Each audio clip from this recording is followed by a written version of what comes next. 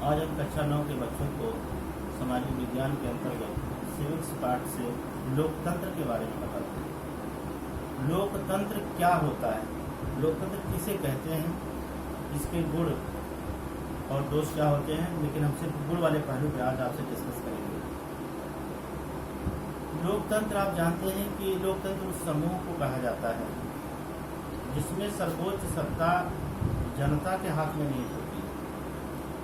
इसमें लोकतंत्र की परिभाषा में अब्राहम लिंकन ने लिखा है कि जनता, यह जो है लोकतंत्र जनता के लिए, जनता के द्वारा जनता का शासन है। मतलब जनता इसको बनाती है, जनता पर शासन होता है और जनता के लिए ही यही होता है। उसके बाद फिर सीले ने लोकतंत्र की परिभाषा दी। उन्होंने कहा कि लोकतंत्र वह शासन व्यवस्था है जिसमें प्रत्येक व्यक्ति भागीदार होता है, मीन्स देश का हर व्यक्ति उसमें हिस्सेदार होता है। और फिर तीसरी परिभाषा हम आपको बताते हैं।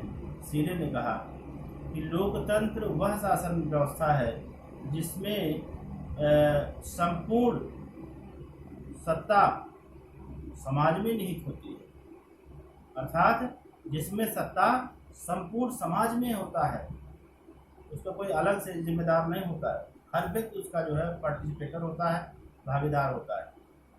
तो इस तरह से ये लोकतंत्र की 3 परिभाषा आपने सुना। अब हम लोकतंत्र के गुण बताते हैं। फायदा, लोकतंत्र के गुण में क्या है कि इसकी सर्वोच्च शक्ति जनता में निहित होती है। लोकतंत्र जो डेमोक्रेसी कहलाता है, इसका जो सर्वोच्च पावर होता है वह जनता में निहित होता है।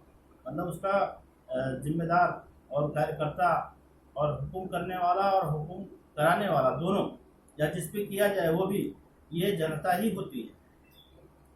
दूसरी चीज़, यह जनमत पर आधारित होता है। जनमत पर आधारित होने का मतलब क्या हुआ कि इसमें वोटिंग सिस्टम होता है, इलेक्शन होता है और संपूर्ण जनता जो 18 साल की उम्र तक के लोग होते हैं, वयस्क लोग, वो इसमें वोट देते हैं और उसके आधार पर वो उनका चयन होता है, इलेक्शन होता है, चुनाव होता है।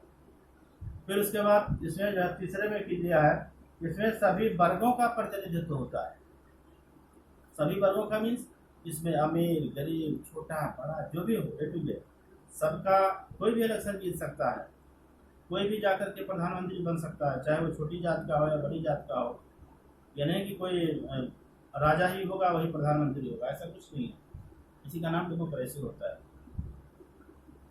और क्योंकि छोटे छोटे अलग अलग ग्रुप होते हैं, मेंबर्स होते हैं, और हर पार्टी में अलग अलग जात के मेंबर्स होते हैं, तो सभी वर्गों का प्रतिनिधित्व उसमें पाया जाता है।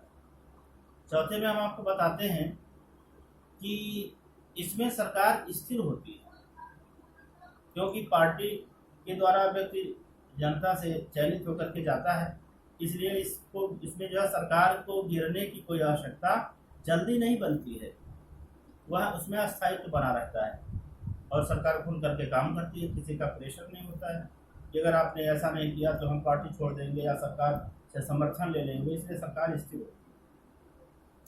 5वें नंबर पे हम आपको बता रहे हैं कि इस शासन में देशभक्ति की भावना का विकास होता है। लोग एक साथ मिल करके राष्ट्रहित में, जनहित में काम करते हैं, इसलिए इसमें देशभक्ति की भावना का विकास होता है। 60वें नंबर पे इसमें नागरिकों के अधिकारों की सुरक्षा होती है। स्वतंत्रता का अधिकार, धर्मनिरपेक्षता का अधिकार, समाज के हर वर्ग का जो भी उसका एक अपना मूल अधिकार होता है, उसका हनन कोई नहीं कर सकता है, उसको कोई सता नहीं सकता है, उस पर कोई अलग से उसका शोषण नहीं कर सकता है। इस तरह से नागरिकों के अधिकारों की सुरक्षा होती है।